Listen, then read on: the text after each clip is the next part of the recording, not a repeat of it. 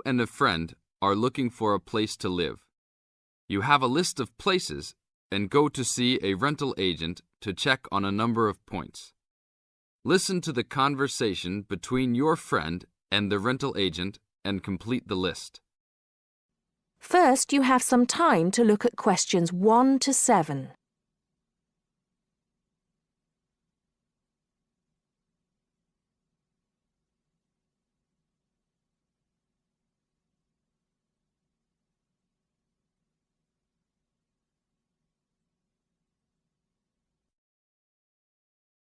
Listen carefully and answer questions 1 to 6.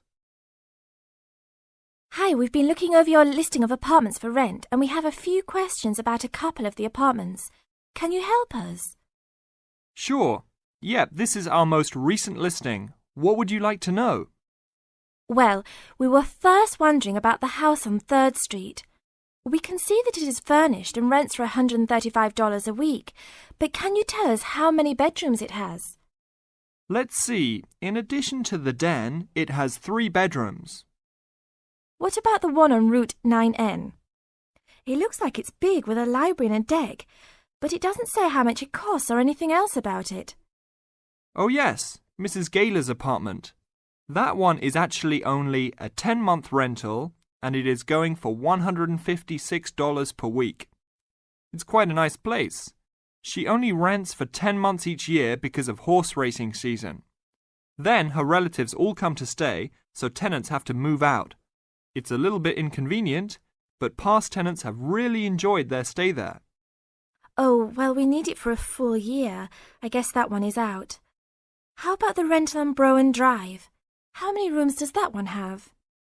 As it says on the list, it has 2 bedrooms and a private kitchen and bath. But it's actually a very small place. That's why it's a bit cheaper. Oh. Well then, what about the one that has 3 large rooms? Who is renting that property? That one is a good deal. Mr. John Smith is renting it. But he's quite eccentric and he has a strict rule about no pets. How about cats? Nope, absolutely no pets. Well then, how about this studio apartment rented by Mr. Bo Jensen? How is that one? That ad is actually a bit deceptive. The studio apartment is the whole upper floor of an older house.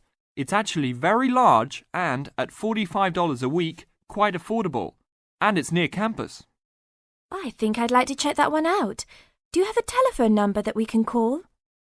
It's not on the list? Oh, it isn't. Here it is. You should ring area code 518 and then 543-7790. Thanks. I think I'll call on that one first. Your friend decides that he would like to talk to Mr. Bo Jensen. Before you hear the rest of the talk, you have some time to look at questions 8 to 10.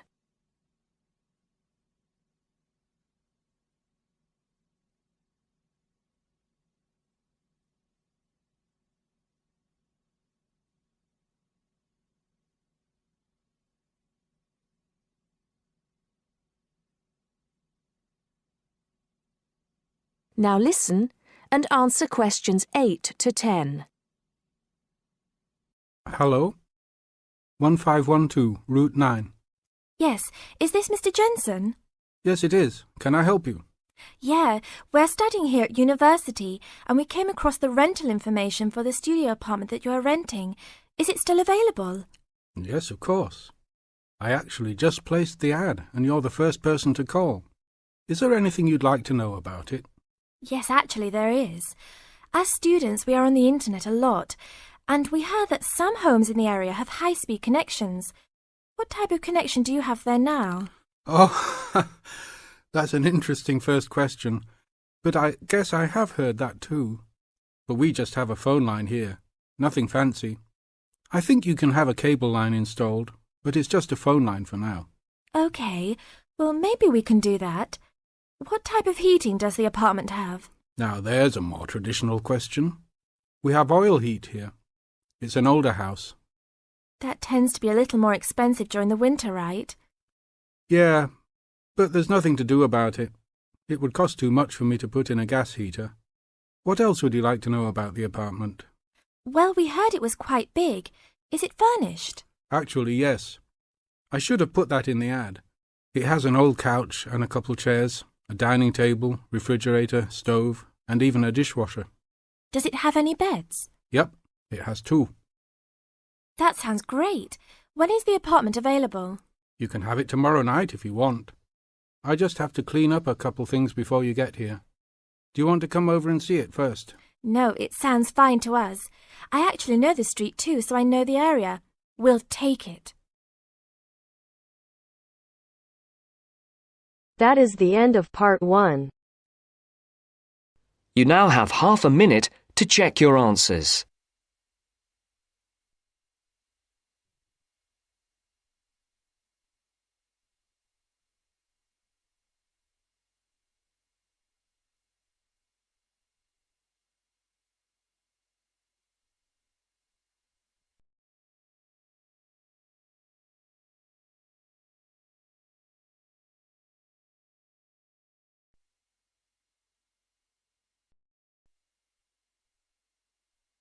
Now turns to part 2.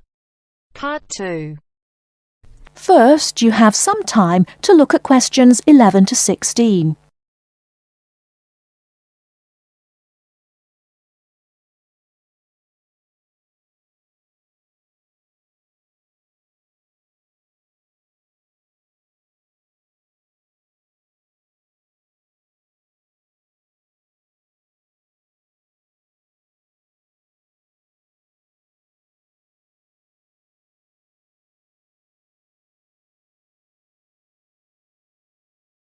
Now, listen carefully and answer questions 11 to 16. Hello, welcome to the university. Let me introduce myself. My name's Helen Brown. I'm the International Office Administrator and I'm responsible for looking after students here on scholarships, in particular Chevening scholars. Perhaps you could introduce yourselves to me. Hi, I'm Ansgar from Grasse in southern Austria. And my name is Magali. I'm from a town near Montpellier, France. It's a pleasure to meet you. Pleased to meet you too. Nice to meet you. So, let's get started. I'm going to tell you about the schedule for today. Today is your orientation day at the university, and it's going to begin in half an hour at 10 o'clock with a speech from the Vice-Chancellor welcoming you to the university. That's very nice. Where is it? It's in the main hall on floor 3. Okay, but how do we get there? From here, the International Office, go down the corridor, past the lecture theatre and student common room. Then you'll be at the main entrance and you'll see the lift to your left. Take the lift to floor 3 and the main hall entrance is after the buffet. Okay, floor 3 after the buffet. I can always find my way to food. So we'll be able to find the main hall, no problem. So after the Vice-Chancellor greets the new students, then 30 minutes later, the Mayor will welcome you to the city. Together it should be about an hour, so it's not too much of a drag. And what happens then? After that, you'll have a meeting with a representative of the British Council, and she will brief you on life in Britain and what your sponsor expects, and of course doesn't expect from you. It will be nice to meet them. Is that in the main hall too? No, but it is on floor 3 again. With your back to the main hall, go down the corridor past the labs. Sorry? The laboratories, on your right, and the computer cluster rooms on your left, and at the end of the corridor are seminar rooms 1 and 2. Your meeting is in seminar room 2. Did you mention what time that is? No, I didn't. It's at 11:15 and it should last about half an hour. You'll meet her a number of times during your studies, so it's important to go to that meeting. Okay, I'll make sure Magali is on time. Ansgar, I'm always on time. Very well. Now for the final part of the morning and lunch, you'll be with your department. We're both doing biomedicine. Oh, that's interesting. But we're not sure how to get to our department. Well, you don't need to go very far from seminar room 2. The laboratories and seminar rooms all belong to your department. So basically you need to turn left out of seminar room 2 and go past the next 2 teaching rooms. Your departmental office is on the left. Will someone be there to meet us? Oh, but of course. At 12 o'clock, the course administrator will meet you at the departmental office and introduce you to members of staff and the head of department, Professor Heanue. Heanue? How do you spell that? Heanue. He will tell you about the department and your course, the coursework and academic life in Britain. Have you both got reading lists? Yes, I have. I'm afraid I haven't. You can get one at that meeting. Then finally, as it's your first day, you'll have lunch with the department staff in the refectory from 1 to 2. Oh, that's really nice. Great. There's just one more thing. In the afternoon, you have the chance to meet other international students in the main hall again. And you can ask them about their time at the university. That's from 2:30 onwards. I'm looking forward to that.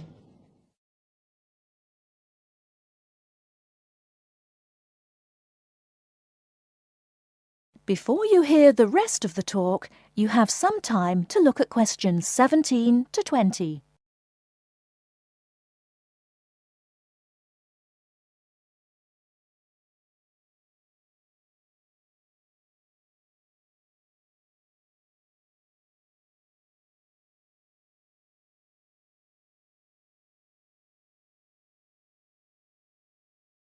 Now listen and answer questions 17 to 20. So you're thinking of opening a bank account with us? That's right. And you are an international student at the university? Yes, I am. And how did you hear about us? From Student Services. They gave me a list of banks near the university, and I chose this one because you have a branch near campus and a student advisor at the bank.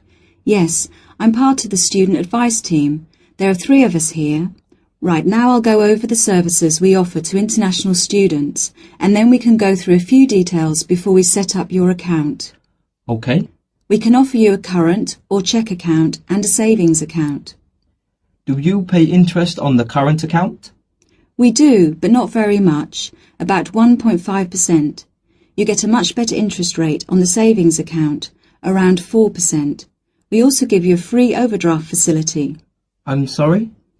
If you run out of money, we allow you to spend more money than you have in your account. That's the overdraft. But you can only take out up to £100. If you need more than £100, then you must tell us before you take any more money out. I see. Now, once your current account is open, then you can set up direct debits for any regular payments you need to make. Could you tell me how that works? Well, for instance, let's take your mobile phone. You have to pay a certain amount every month for it. Yes. So you can tell us to pay that amount each month and we'll do it automatically for you. I see. As soon as your account is open, we will send you a debit card, which you must sign immediately and keep in a safe place. Then a day or 2 later we'll send you a personal identification number. A PIN number? Yes, and you must keep the number secret. You can change it if you like when you use it for the first time, but if you change it you must remember the number. If you forget or lose the number, then we have to send you out a new card and a number for security reasons. Okay. The next thing you could do is open a savings account. If you know you have to save a certain amount of money to pay your accommodation or course fees, we can open a savings account for you to put aside some money each week or month. How can I do that? You can manage your accounts in one of 4 ways. You can come into the bank here on the university campus and tell us what you would like to do, or you can call us on 08457 004 004 and instruct us what to do over the phone.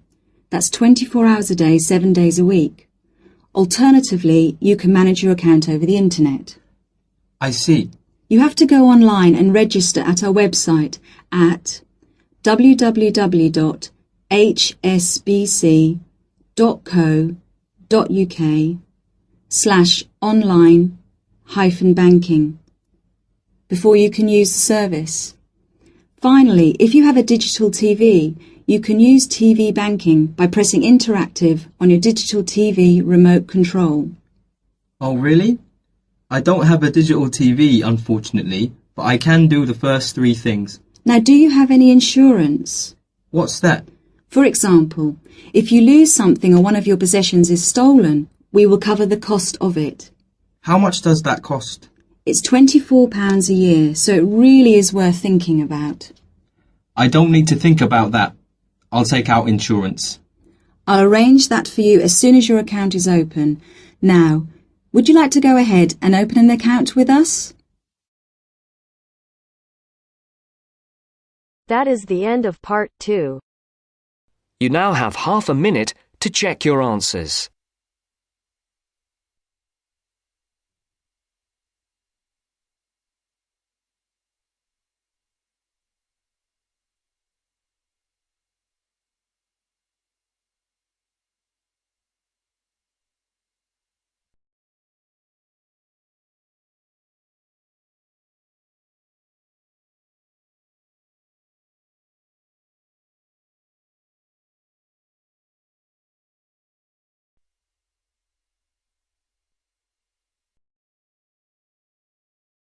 Now turns to part 3. Part 3. You will hear a tutor and some students talking about an assignment. Listen carefully and answer questions 21 to 26.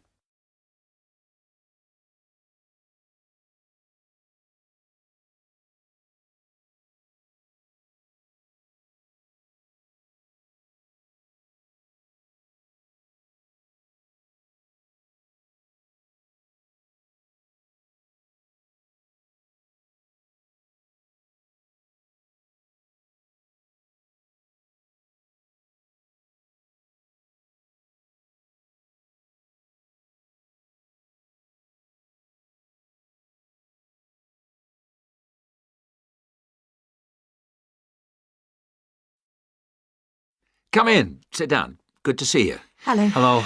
Now, this assignment. The best thing we can do, I think, is to think how we can approach it. The main point is to investigate television, but not what's happened in the past. I was thinking that it would be necessary to go over the new media first and then... Yes, that's a way to make a start, but you need to do that quite briefly. But it's quite a complex topic. Yeah, I agree, but the emphasis must be on the future development of television as a cultural phenomenon. Yes. I've been reading the talk by Ashley Highfield. All right, and what do you take from that? What are the things that are competing with television? Well, to start with, there is the games console. Then there is the personal computer and the internet. Then again, the mobile phone with its capability of games and puzzles. And, of course, internet access. Lastly, there is the iPod, with the possibility of listening to music wherever you go. Good. You've understood that. Now, which of these presents the greatest competition for television? Well, according to the research, it's video games. Yes, that's true at present. But in the future... I think the phone will present the greatest threat then. And why? Because it's mobile, portable, and it's developing fast. Yeah, I think you're right. You need always to look to the future and try to assess how things will develop, as we said. Good. Now, you need to move on to the new social trends in connection with television. Is one of them the idea that programmes might become shorter and shorter? Ah, yes. The average programme might be 10 minutes. Or even less. Just mini-programmes, say 4 to 5 minutes long. Now, do you think you can get access to all the materials you need? The problem at the moment is the library. Oh, yes? What's happening there? There's a tremendous amount of noise because of the new extension they are building. It's quite impossible to work there. They are stopping work for a week next week, I believe, and then all the sections will be open. There's a hold-up because some roof tiles have not arrived, so there'll be peace for that week. But then after that, the media studies section will be closed for a week, and all the noise and dirt will start up again. Yes, the sociology section will be open, and there's some good stuff there for you on this topic, and it's further away from the noise. Yes, I don't think the sociology section is affected at all, and neither is the journal section. No. Obviously, they're rotating the closures, and it was sociology's turn to close for a week last term. I think we should make a complaint. Yeah, I think you should. I've had a word with the library staff. They are very sympathetic, but... They are affected by these works just as we are. If I were you, I'd make a complaint directly to the premises committee. They only meet once a year, but in fact I know they're having a meeting next Tuesday. You might like to make contact with them, but don't say that I suggested this. Yes. But the Students' Union might be better since they are independent of the university. That's true, but I can't imagine that people haven't already approached them about this. Let's try the premises committee. Good idea. Why not? OK. Now, don't forget I need a copy of your dissertations by email and 2 copies in print, that is, on paper. If you give the reprographics office 24 hours' notice, they'll make copies for you. And if you give them my details, they'll send those copies directly to me. They won't send copies to you, so you'll need to take your own copy personally from them. Good. Any questions? Before you hear the rest of the talk, you have some time to look at questions 27 to 30.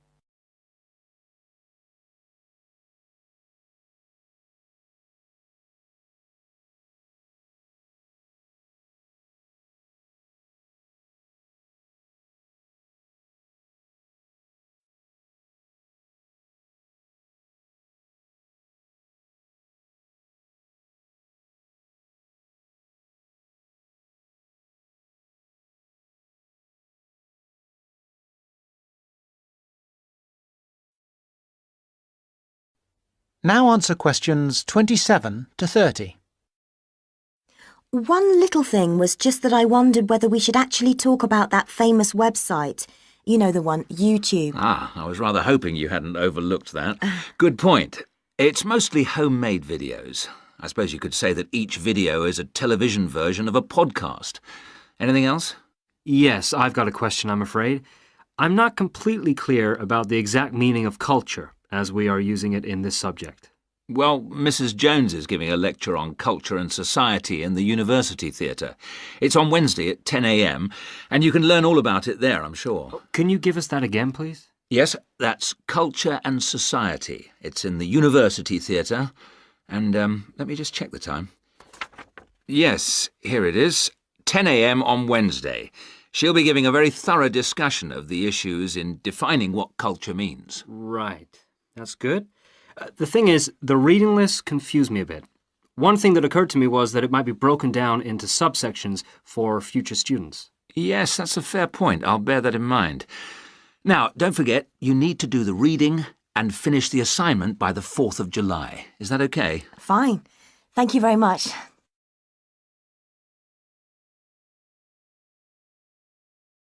That is the end of part 3.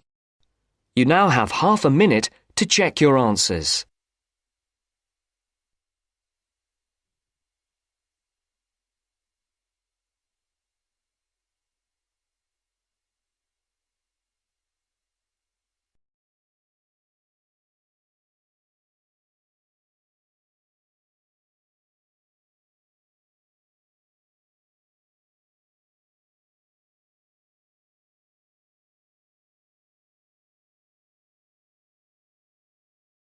Now turns to part 4. Part 4. Listen to the introduction about Tower Bridge and complete the summary. First, you have some time to look at questions 31 to 40.